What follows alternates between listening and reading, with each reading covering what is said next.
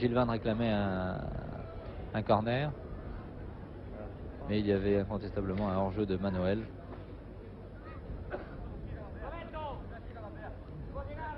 « 12 minutes de jeu. Toujours rien de marqué entre ces deux formations. Première maladresse du numéro 6, Terezo. L'ailier gauche argentin. Oh, petit pont. C'est bien joué. Centre d'Alonso remarquable. C'est cette équipe d'Argentine qui semble faire le jeu, alors que Washington perd quelques ballons depuis le début de ce match. C'est la plaque tournante de cette formation brésilienne, mais il semble tout de même très très marqué.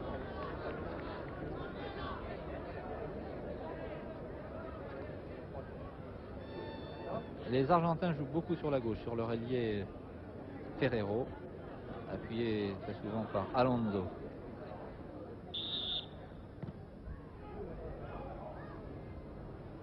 Voilà, un coup franc qui ne donne absolument rien et qui va permettre à la défense brésilienne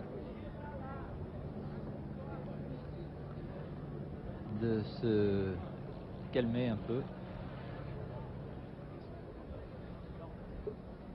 Les remplaçants pour ces deux formations, il y a Cantarelli, Ficina, Mangareba, Zé Carlos, un bon joueur qui fera certainement son apparition dans l'équipe du Brésil en deuxième mi-temps, et puis Gilberto.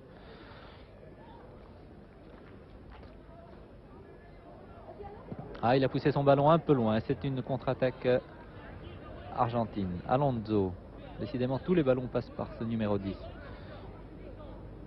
Trocero, c'est l'avant-centre. Gilvan arrive le premier sur la balle. Maladresse de Manoel. Incontestablement, les Brésiliens sont moins brillants que lors de la demi-finale contre l'URSS.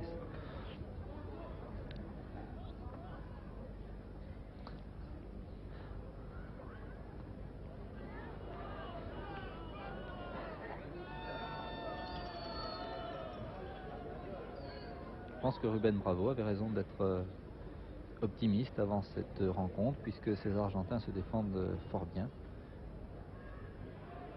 Et sur un match, tout est possible. Ils sont venus avec la ferme intention de remporter ce tournoi. Quant au Brésil, ils ont remporté le tournoi l'an dernier. Mais ils espèrent renouveler leur exploit. Rubén Bravo, les amateurs de football s'en souviennent peut-être, il avait joué à Nice, il avait fait ses débuts à Nice en 1954-55. Il avait joué jusqu'en 58, je crois.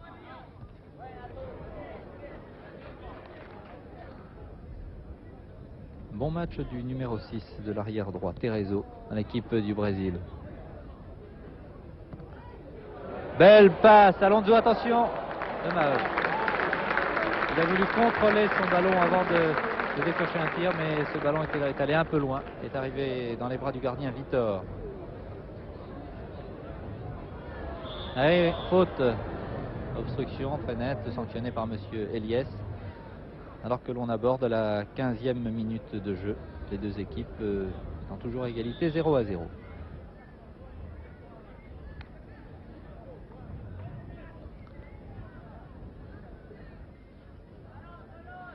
Dans ce tournoi, l'URSS a terminé 3e.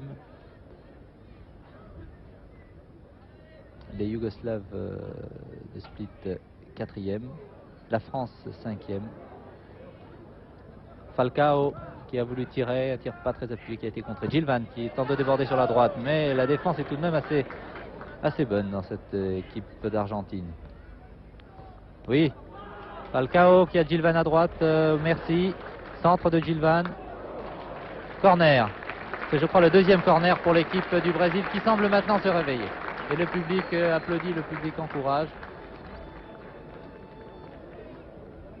Ce sont vraiment les amateurs de football qui viennent tous les ans assister aux péripéties de ce tournoi international junior qui a révélé de très très nombreux joueurs.